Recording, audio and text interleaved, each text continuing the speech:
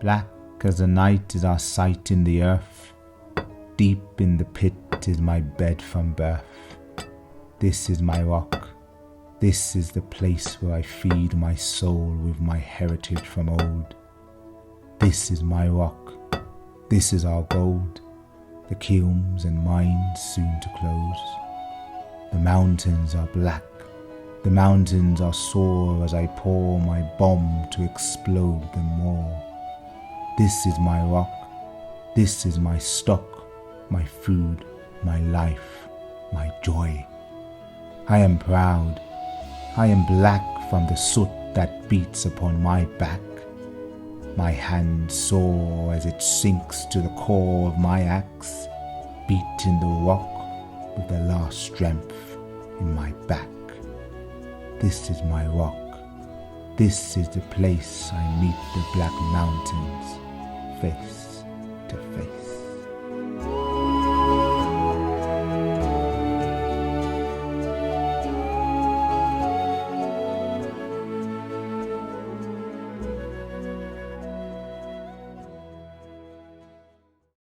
I wanted to explore the Black Mountains for myself, to see the beauty and learn about the industry that was so vibrant and productive. As I explored, I stood in wonder at a now so quiet place.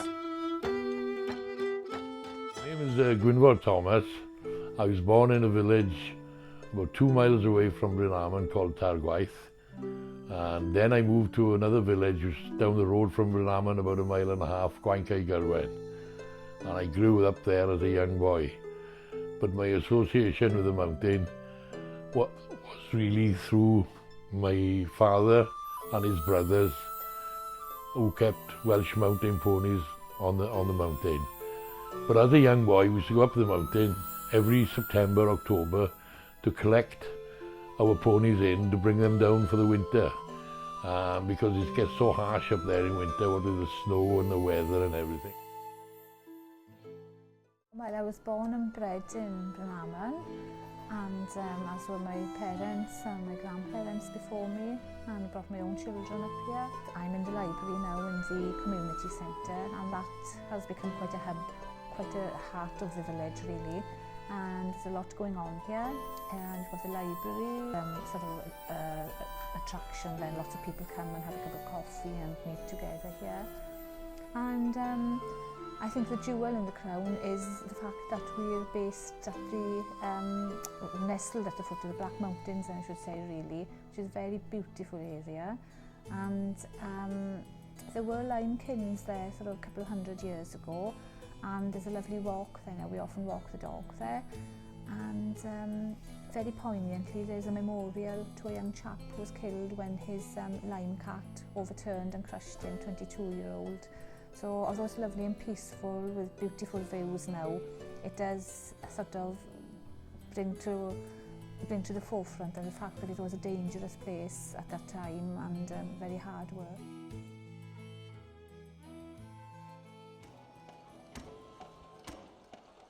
I work for a company called Celtic Energy, which are involved in the coal extraction business.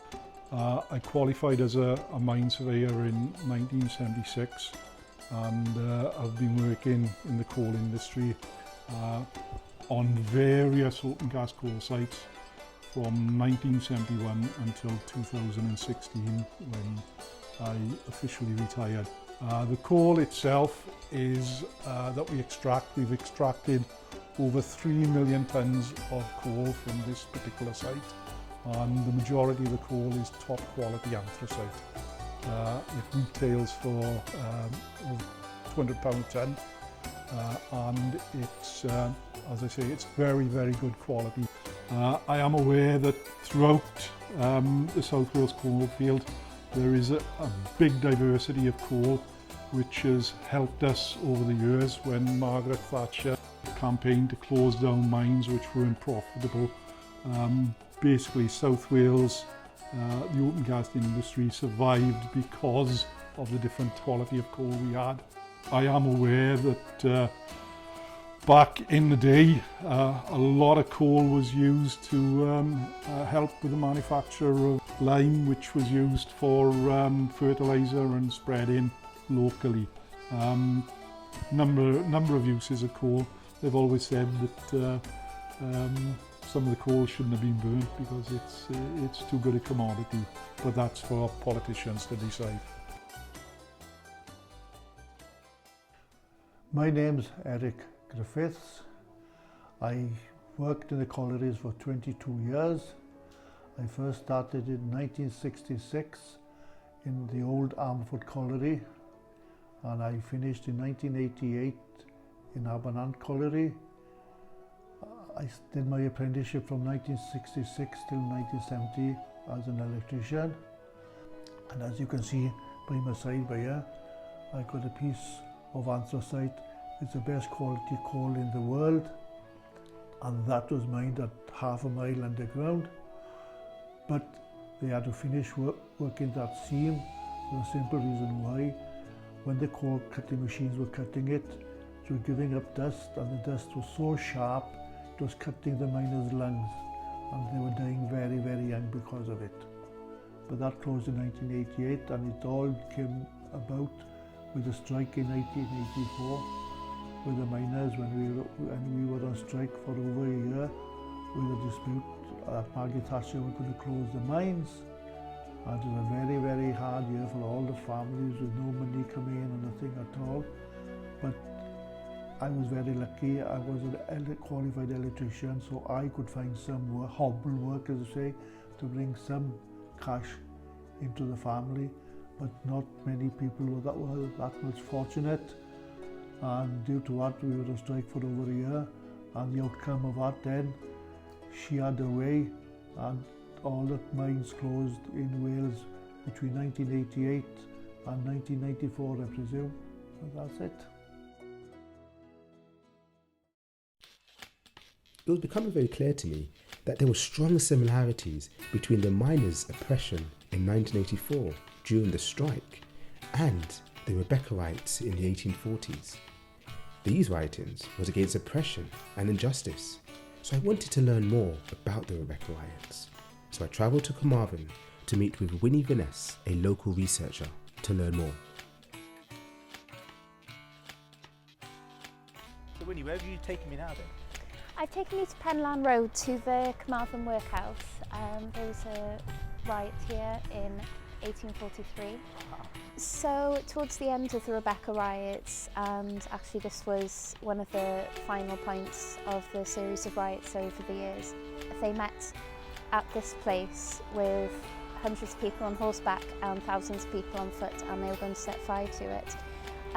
This place was the poorhouse, which meant the people that couldn't afford to feed themselves after the tolls and various other costs, that they would come here where they would have food and shelter, but the living conditions were not very good and people didn't have a choice whether they wanted to come here or not. So I'm there where the men would have stayed for the night. As you can see behind me, it's I suppose a bunkhouse, and they would have slept in there, maybe took it in turns, and when they were rested and strengthened, then they would go back up and start blasting and smashing the coal, the stone, to burn it into the kilns to get that lime for their fields. Hard work, hard work. So I'm going to take you now up this dirt pack, and you can see the remains of this kiln. You can see the blasted rock that over the decades had been blasted to reveal this. And interestingly, here's this old well. So they would bring their carts, ram it in up here into this kiln where they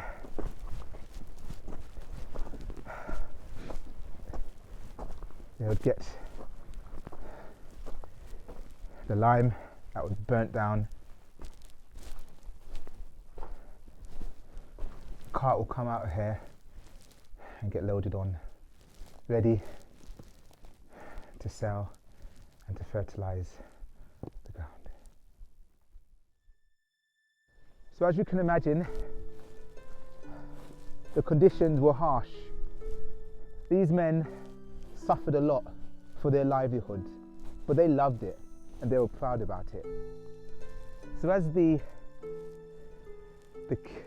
kilns were burning and making the lime ready to fertilise on the fields, the men will stay in what we have here, their home, their temporary residence. But something took place.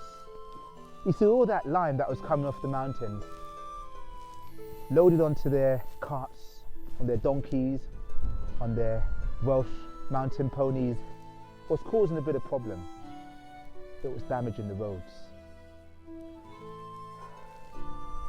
And unfortunately, there was going to be a penalty for that. You see, the government then didn't like it. They weren't happy that their roads were being damaged.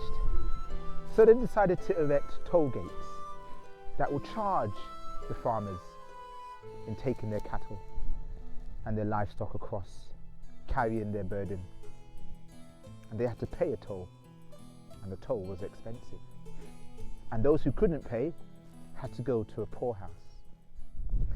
Let me read you a poem that they wrote in rebellion of this. It was written by a Welshman, 28th of July, 1843. You say the tollman wiped his eye, but this is all a bubble. For he shall never cease to cry, while Becca is in trouble. In vain you strive to save a gate by threatening blood and slaughter. Your sword shall ne'er intimidate Rebecca and her daughter. The cheating toll trust may complain, the mayor may roar his right, till Becca do her rights obtain, she'll never will be quiet. And if you wish to hear no more of what Rebecca's doing, be honest and be her rights a store, or she will prove your ruin. She'll burn your houses to the ground, she'll set your fields on fire, she'll make you pay for every pound your tollmen may require. Then bid these wars and tumult cease, you robbing vile aggressor, she'll gladly wave the flag of peace if you no more oppress her. Reduce your farms to half the price, more than this they can't afford. Down with the toll, take my advice, then sweet peace shall be.